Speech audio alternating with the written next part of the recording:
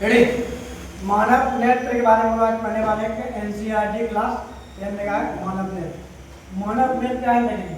मानव नेत्र जो है मुख्य रूप से होता है एक महत्वपूर्ण ज्ञान इंद्रिय है जिसके बिना संसार अधूरा है, अंधेरा है, अधूरा नहीं अंधेरा है। अर्थात मानव नेत्र जो है प्रकाश का उपयोग करके चारों तरफ किसी वस्तु को देखने में सहायता मिलेगी।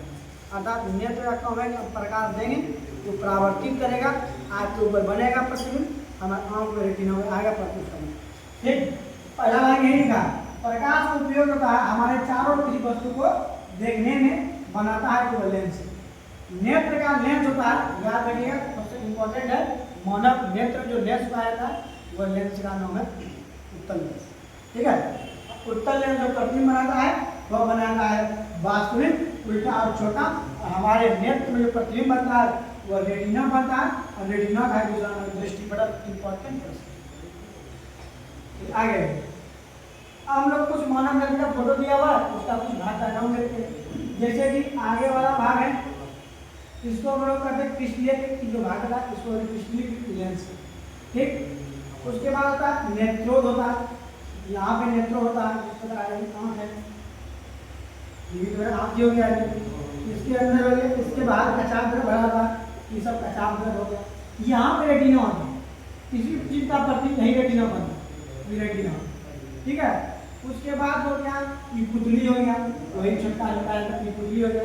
पुतली के चारों ओर परितालिका होता है। ठीक है, अर्थात पुतली के साइज को नियंत्रित जो करता है परितालिका ही है। फिर स्वच्छ मंडल होता है, स्वच्छ मंडल का नाम कॉर्निया, दाता जो अनुमान करता है यही कॉर्निया उदाहरण है। मानव नेत्र कैमरा का उपयोग किया जाता है और यह है अंदर भरा था द्रव उसमें कचाव द्रव प्रतिबिंब रेटिना पर या दृष्टिपटल बनता है। अर्थात कॉर्निया अथवा का स्वच्छ मंडल का प्रकाश को प्रवेश करता है। प्रकाश का प्रवेश कॉर्निया अथवा स्वच्छ मंडल का नेत्र गोला का व्यास 2.3 सेंटीमीटर होता है। नेत्र लगभग गोलाकार होता है जिसकी व्यास 2.3 सेंटीमीटर होता है। कॉर्निया के पीछे एक परितालिका मान लीजिए कॉर्निया है, कॉर्निया के पीछे भी परितालिका होता है। कॉर्निया के पीछे में परितालिका होता है और परितालिका पुतली की साइज को नियंत्रित करता है। ठीक है, मानव नेत्र का एनसीईआरटी में मेन मेट्रिक था उसके बारे में देखें और हम अगला क्लास में दृष्टि दोष के बारे में देखेंगे। उसके बाद कुछ समांजन क्षमता के बारे में है उसको भी देख लेते हैं। समांजन क्षमता जैसे स्पष्ट दृष्टि का न्यूनतम दूरी है, स्पष्ट दृष्टि का अगर हम कोई चीज मान लीजिए रुख है, अगर हम अपना दृष्टि सीधा करके पढ़ रहे हैं वह समांजन क्षमता है।